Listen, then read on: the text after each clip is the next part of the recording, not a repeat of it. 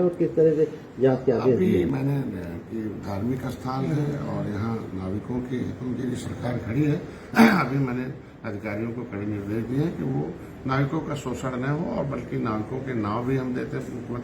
Nishad Raj boat योजना में वो अपनी नाव ले लें और चलाए, जैकेट भी दे रहे हैं और उनकी नाव ठीक ढंग से चले और जो उसके नाविक हैं जो उनका पैसा उचित बनता हो उसको कोई भी उसके अंदर कोई बिचौलिया उनके पैसे पर करने डाले, इसके लिए हमने निर्देश दिया। किस तरह से शोषण हो रहा है? निश्चित रूप से नाविक दिन भर चलाता है और कुछ लोग ऐसे हैं कि जो अपने दबंगई से उसका पैसा ले लेते हैं और वो गरीब आदमी कुछ ही पैसा लेके घर जा पाता है।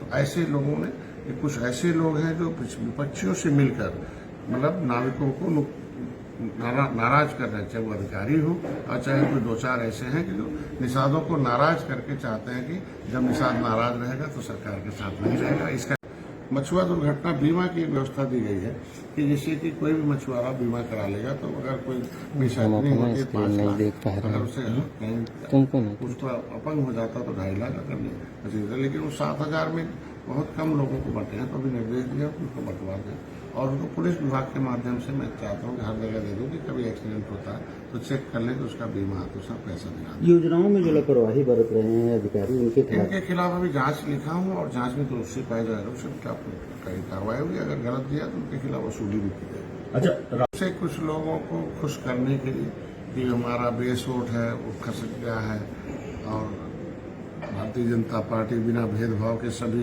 जाति धर्म को मकान, खाना, इलाज और उनको दे रही योजनाओं के माध्यम से, तो मुसलमान भी अब योजनाओं का लाभ लेकर उनसे दूर हो रहा था। और वो सच्चर कमेटी की रिपोर्ट कहती है कि भाई गरीबी बहुत हो गई, कांग्रेस के सभी लोगों ने वोट तो दिया लेकिन नहीं बना। अब दंगा फसाद नहीं हो रहा है, अब उनका झंडा उठाने के लिए तैयार नहीं है मुसलमान, इसलिए मुसलमान खुश हो जाए इसके लिए तरह तरह का बयान। मायावती ने ट्वीट किया है, पता योजना था, पट्टे धारक है।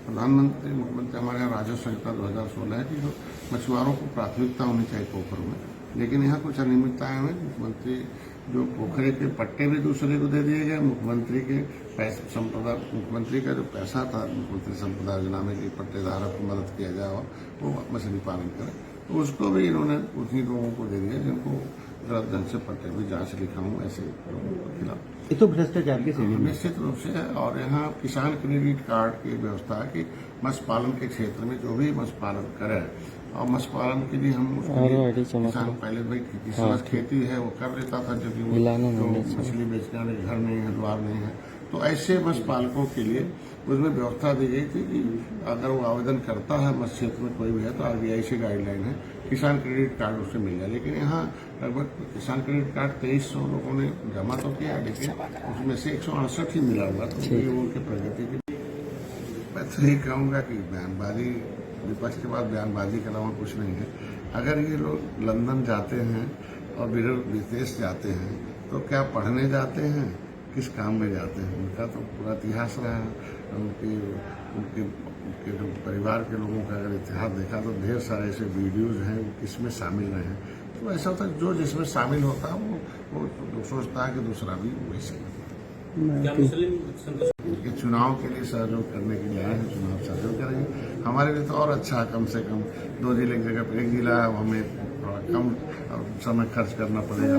उत्तर प्रदेश सर्वोत्तम प्रदेश बनेगा और कम से कम उसी बहाने हमें पार्टी में और ज्यादा काम सब करने का समय धन्यवाद था। दलितों के लिए दलितों के नाम पर पार्टी बनाई, लेकिन उनके चंगू मंगू तो हीरो हो गए, गांव का दलित हीरो हो गया। अगर उत्तर प्रदेश में 4 बार सरकार थी और 4 बार में अगर दलितों के हितों की रक्षा हुई होती, उनके लिए कोई कानून बने होते, उनके लिए नीति बनी होती, उनके विकास शिक्षा के लिए कोई विशेष काम हुआ होता तो शायद दलितों की आज दशा नहीं होती। दलितों के साथ, पिछड़ों के साथ हमारी सरकार खड़ी है और आगे भी रहेगी। बलिया में फिर एक बार और जांच होगा, उनके खिलाफ कार्रवाई होगी।